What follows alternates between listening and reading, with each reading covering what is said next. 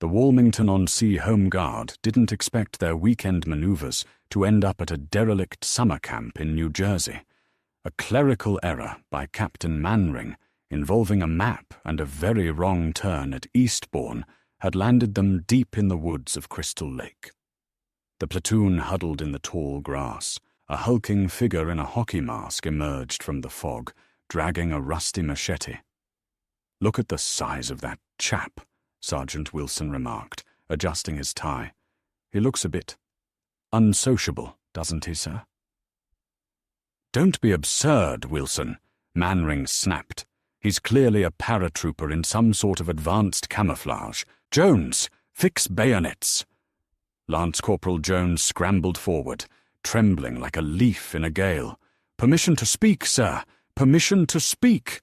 My old dad used to say there's nothing like cold steel to send the fuzzy wuzzies, or the hockey players, running. They don't like it up 'em, sir. They don't like it up 'em." With a blood-curdling scream of "Eh!" Jones charged. He lunged forward, burying his bayonet deep into Jason's side. Jason didn't flinch. He didn't bleed. He simply tilted his head, grabbed the rifle barrel, and pulled Jones closer, letting out a low, wet wheeze that sounded suspiciously like a higher-pitched sigh of contentment. Jones's eyes went wide. He looked back at the platoon, his voice dropping to a terrified whisper. "Blimey, sir. I think he does like it up him." While Mainwaring tried to organize a strategic withdrawal, which looked suspiciously like running behind a tree, Private Walker saw an opening. He smoothed his mustache and stepped out from behind a bush, whistling. "Oi, big man. Tall, dark, and silent, eh?" Walker sidled up to Jason, who was busy deciding which limb to pull off Jones first. "I couldn't help but notice that pig sticker you're carrying. A bit 19th century, isn't it? Very Jack the Ripper chic." Jason paused, the machete dripping. "Listen," Walker whispered, opening his coat to reveal a stash of illicit goods. "I've got something from the black market that'll change your life, straight from a lumberjack in Oregon.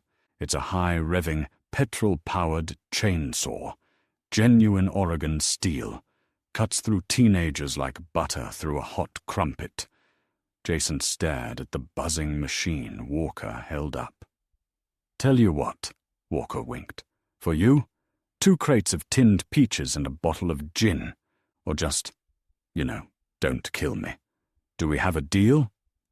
"Walker, get back in line," Mainwaring bellowed. "We have a strictly no-chainsaw policy in this platoon." "Doomed," moaned Private Fraser from the shadows. "We're all doomed. Look at the eyes. There's no soul in 'em." "Stupid boy," Mainwaring huffed at Pike, who was trying to find a place to plug in his portable radio. "Wilson, fetch the Lewis gun. We'll show this masked ruffian what the British Empire is made of." Suddenly, a frail hand drifted upward from the rear of the formation. "Sir?" piped up a gentle, reedy voice. "Not now, Godfrey," Mainwaring barked. "Can't you see we're in the middle of a paratrooper engagement?" "I'm so sorry, sir," Private Godfrey said, clutching his first aid kit. "But I was wondering, would it be possible for me to be excused? I really should like to go to the little boy's room."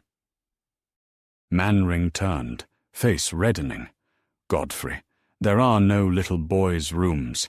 There is only the struggle for survival." "Well, sir," Godfrey peered over his spectacles at the towering Jason, "perhaps that gentleman in the mask knows where the facilities are. He seems to be the local groundskeeper. He's even got a new power tool for the hedges." Jason looked at Godfrey. The silence was heavy. For the first time in his undead life, the slasher felt a wave of genuine, baffled exhaustion. Between the screaming man with the bayonet and the old man asking for a toilet, the fear he usually fed on had been replaced by a massive, bureaucratic headache. "There you go, Godfrey," Walker chimed in, the big lads pointing towards the lake. Very secluded. Thank you, Arthur. Most kind, Godfrey beamed, nodding to Jason as he shuffled past. Lovely mask, dear boy. My sisters have some lace doilies with a very similar pattern. Jason watched him go, then revved his new chainsaw. The sound was intoxicating, a terrifying vroom vroom that drowned out Mainwaring's shouting. He turned his back on the home guard and began a heavy, purposeful jog toward a nearby cabin where several scantily clad teenagers were currently ignoring all safety warnings. Mainwaring straightened his uniform. There, you see, Wilson? I knew a firm word and a show of British discipline would send him packing.